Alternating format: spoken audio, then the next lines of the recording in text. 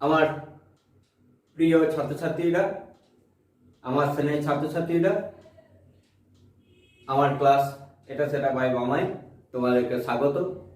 আজকে আমি ধারকত্ব অর্থাৎ ক্যাপাসিট্যান্স নিয়ে পড়াবো। এটা ক্যাপাসিট্যান্সের একটা পার্টিকুলার টপিকস নিয়ে আমি পড়াবো, সেটা হচ্ছে সমান্তরাল পাতধারকের ধারকত্ব অর্থাৎ capacitance of A parallel plate capacitor.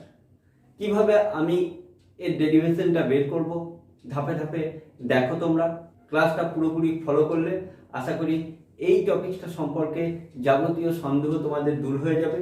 তাই ক্লাসটি পুরোপুরি দেখো এবং ক্লাসটি কেমন লাগলো, কেমনভাবে তোমাদের প্রিপারেশন চলছে তা আমাকে কমেন্ট করে জানাতে ভুলবে না। চলো শুরু করা যাক আজকের ক্লাস। ক্লাসটি করার আগে আমরা জানি যে কিউ সমান হয় সিভি।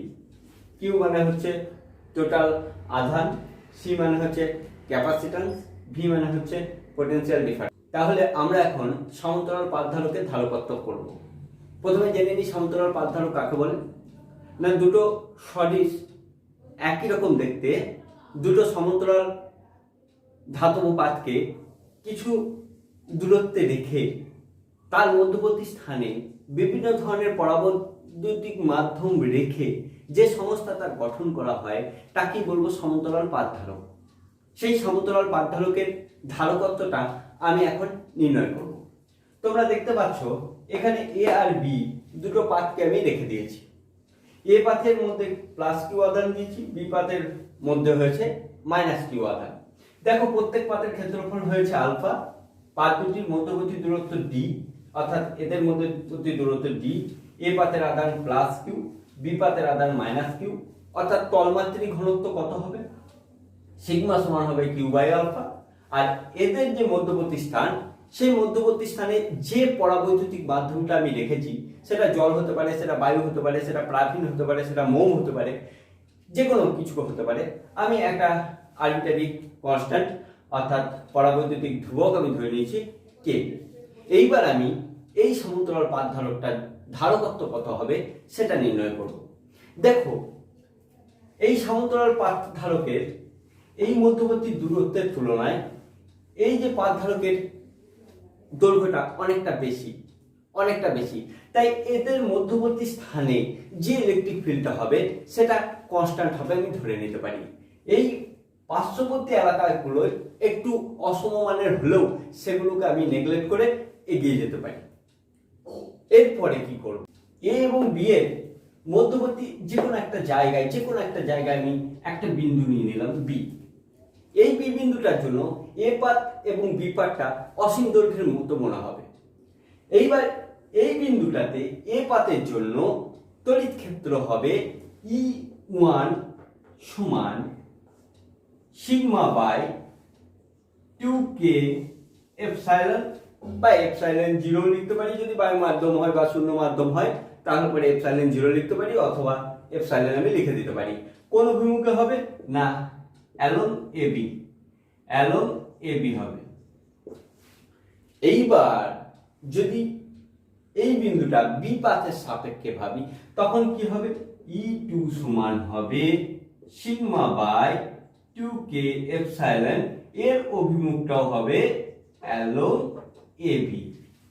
এইবার যখন লব্ধির কথাটা চলে আসে, যেহেতু এদের অভিমুখ দুটো একই দিকে হয়ে গেছে তাহলে লব্ধি সমান হবে E equal to E1 plus E2। এইবার এই দুটোকে যদি আমি যোগ করে দিই তাহলে পরে জিনিসটা কিরকম দাঁড়িয়ে যাবে? সবগুলো কি কমন নেওয়া যায়? হাফ হাফে যোগ করলে পরে 1 হয়ে যায়, অর্থাৎ হয়ে গেল সিগমা বাই এপসাইলন কে এপসাইলন। আমি পেয়ে গেলাম এদের মধ্যবর্তী কোনো একটা বিন্দুতে তড়িৎ ক্ষেত্র প্রাবল্যের মান। এইবার আমার তো তড়িৎ ক্ষেত্র প্রাবল্য বের করলে হবে না, আমাকে বের করতে হবে কি না ক্যাপাসিট্যান্স বের করতে হবে। এইবার আসবো আমি ক্যাপাসিট্যান্সটা আসবার আগে এদের মধ্যবর্তী স্থানের বিভব পার্থক্যটা কি হয় সেটা আমি দেখে নেব। এইবারে এ আর বি পাতের মধ্যবর্তী স্থানের বিভব পার্থক্য যদি ভি হয়, ভি সমান কি হবে, একক পজিটিভ আধানকে বি থেকে এ বিন্দুতে আনতে অর্থাৎ বি পাত থেকে এ পাতে আনতে কৃতকার্য, সেটা সমান কি হবে, একক আধানের উপর প্রযুক্ত বল ইনটু দূরত্ব। একক আধানের উপর প্রযুক্ত বলকে আবার কি বলে, তড়িৎ প্রাবল্য বলে, electric field intensity, that is তড়িৎ প্রাবল্য ইনটু ডিসটেন্স।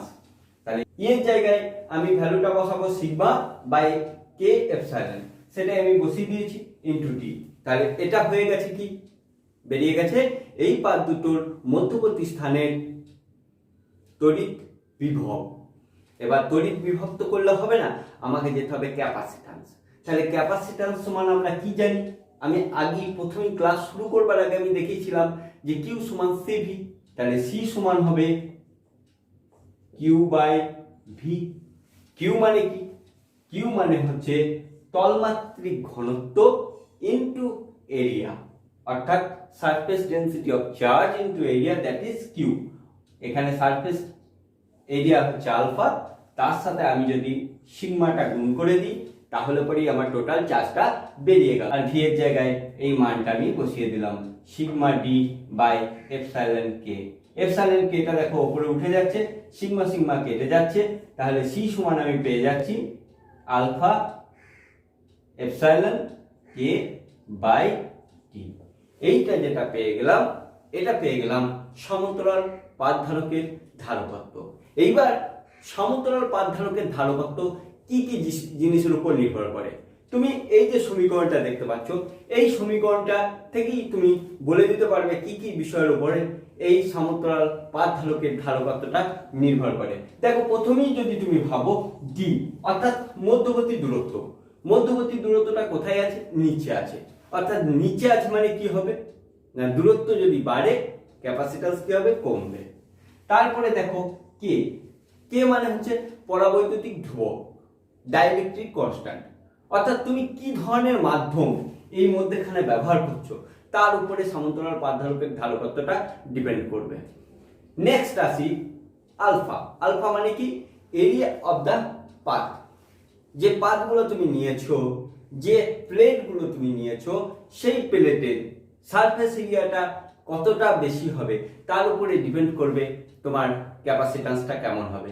এপসাইলন তো তারপরে আছেই, এপসাইলন মানে তুমি কোন মাধ্যম নিচ্ছ সেই মাধ্যমের উপরে ডিপেন্ড করবে। যেহেতু ডাইইলেকট্রিক কনস্ট্যান্ট দিয়ে আমি মাধ্যমটাকে বলেছি, তাই এপসাইলনটা দিয়ে আমি আর বলছি না। তাহলে এই তিনটে জিনিসের উপরে সমান্তরাল পাতধারকের ধারকত্বটা ডিপেন্ড করে। আশা করি ক্লাসটি তোমাদের ভালো লাগলো। এছাড়া এমসিকিউ এর জন্য আমি একটা নতুন টিপস, বা এই টিপসটা তোমার হামেশাই লাগে। এইচএস এর জন্য এই এমসিকিউ পোর্শনে এই পার্টটি পড়ে, জয়েন্ট এবং আদার্স যে কম্পিটিটিভ এক্সামটা হয় সেই কম্পিটিটিভ এক্সামের জন্য এই তোমার ফর্মুলাটা কিন্তু মনে রাখতে হয়, সেটাই আমি লিখে দিচ্ছি, একটু দেখে নাও।